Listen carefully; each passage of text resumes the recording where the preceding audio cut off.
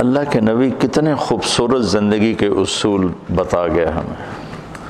لقد کان لکم فی رسول اللہ اسوۃ حسنہ.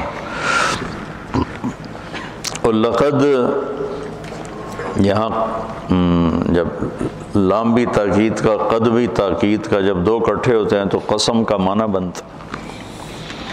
تو اللہ تعالیٰ قسم اٹھا کے فرما رہے ہیں لکم تمہارے نفع کے لیے.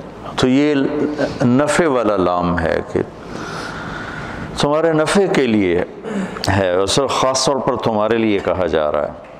فی رسول اللہ اسوۃ حسنہ. ایک اسوہ کا مطلب ہے نمونہ. حسنہ کی جگہ کاملہ کا لفظ بھی آ سکتا ہے کہ مکمل نمونہ ہے. مکمل کا لفظ ہیوی ہے، حسنہ کا لفظ پرکشش ہے، خوبصورت. خوبصورتی ہر انسان کی کمزوری ہے. ہر انسان مرد ہو یا عورت، بچہ ہو یا بچی ہو، خوبصورتی کی طرف کھنچ جاتا ہے. وہ کسی رنگ میں بھی حسن ہو تو انسان اس کا دیوانہ بن جاتا ہے. ایران کے بادشاہ نے ایک شعر کہا، در ابلک کسے کم دید ابوت. ابلک موتی کبھی کسی نے دیکھا ہے؟ ابلک کالا سفید. تو اس نے شعراء کو بلا کر کہا کہ اس پہ مصرع مکمل کرو، مجھ سے نہیں ہو رہا. تو سارے شعراء عاجز ہو گئے، کہا اس پہ کوئی ہے نہیں. تو ہندوستان سے تعلقات تھے ایران کے بادشاہوں کے. تو اس وقت اورنگزیب کی حکومت تھی. تو اس کی بیٹی تھی زیب النساء، بہت بڑی شاعرہ.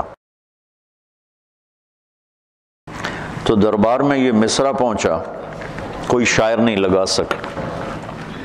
تو اورنگزیب نے کہا وہ زیب النساء کو دے دو. وہ زیب النساء پہ ناراض ہی رہتا تھا چونکہ وہ خشک مزاج تھا اورنگزیب، اور وہ شاعرہ تھی، اور شاعری میں خشک مزاجی تو ہوتی نہیں جب تک اس کے مزاج میں ایک اضافی چیزیں ہوتی ہیں جس کی وجہ سے وہ شاعر بنتا ہے. تو اس کے سامنے مصرع پڑا گیا، در ابلک کسے کم دید ابوت. تو اس نے بغیر سوچے کا ولے اشک بتان سرما آلوت. واہ، کہ کسی نے ابلک موتی دیکھا ہے؟ تو اس نے فوراً مصرع جوڑا، ہاں معشوق کی سرمگی آنکھ کا نکلا ہوا آنسو. تو کمال ہے. جب اب یہ ایسا حسن تھا کلام کا کہ بادشاہ نے جب یہ سنا تو وہ پاگل ہو گئے. انہوں نے کہا میں زیب النساء سے ملنا چاہتا ہوں. یہ بتا رہا ہوں کہ حسن کسی چیز میں بھی ہو تو آدمی کھنچتا ہے. انہوں نے کہا میں زیب النساء سے ملاقات کرنا چاہتا ہوں. وہ مجھے کہے گی تو میں وہیں آ جاؤں گا کہ میں ایسی شاعرہ کو دیکھنا چاہتا کہ اس نے کتنا خوبصورت اسلوب اور تشبیہ اور کمال کر دی.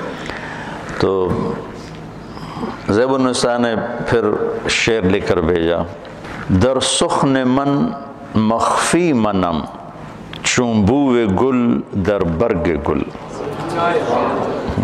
میں اپنے کلام میں اس طرح پوشیدہ ہوں جیسے پھول میں خوشبو پوشیدہ ہوتی.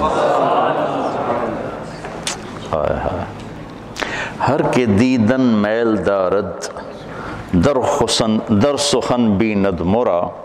جسے مجھے دیکھنے کا شوق ہے وہ مجھے میرے کلام میں دیکھ لے.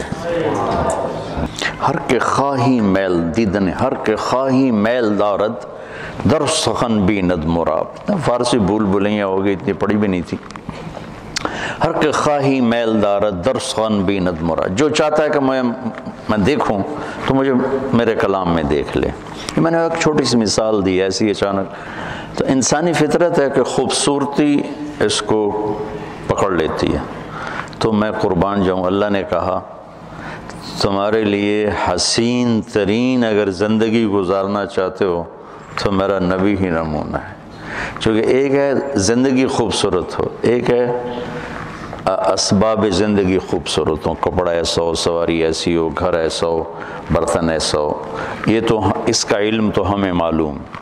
لیکن زندگی خوبصورت ہو یہ علم ہم نہیں جانتے، اس اللہ کے پاس، اور اللہ کے بعد پھر اللہ کے محبوب پہ اتارا گیا. ما ينطق عن الهوى ان هو الا وحی یوحی.